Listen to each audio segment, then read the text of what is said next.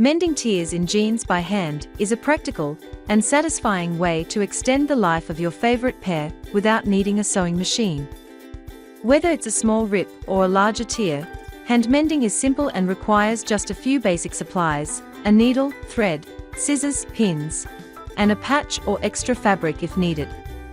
First, start by trimming any frayed edges around the tear to clean it up. This helps the patch or stitches adhere better.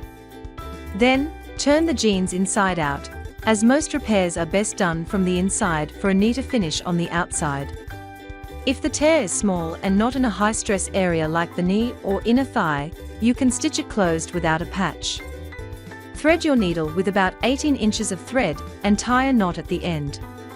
Starting slightly before the tear, use a whip stitch or backstitch, working your way across the rip. Make your stitches close together for durability, and try to pull the fabric edges together as you go without bunching them. Once you've stitched across the entire tear, tie a secure knot and trim any excess thread. For larger or more worn-out tears, especially if the fabric around them is thin, it's best to use a patch for extra strength. Cut a piece of denim or cotton fabric slightly larger than the tear, around ½ an inch bigger on all sides. You can use fabric from an old pair of jeans or purchase iron-on denim patches.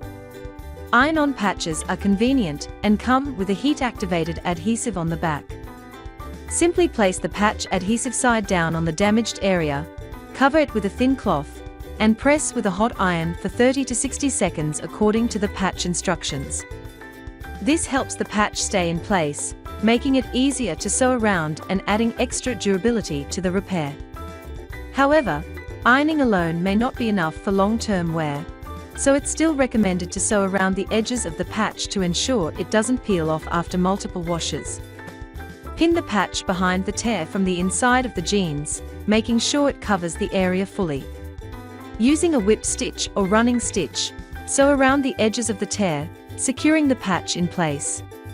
If the tear is particularly large or in a high-stress area, you can add more rows of stitches across the tear itself, either by hand sewing back and forth or creating a crosshatch pattern to reinforce it. This not only strengthens the repair, but also gives it a bit of a stylish, rustic look.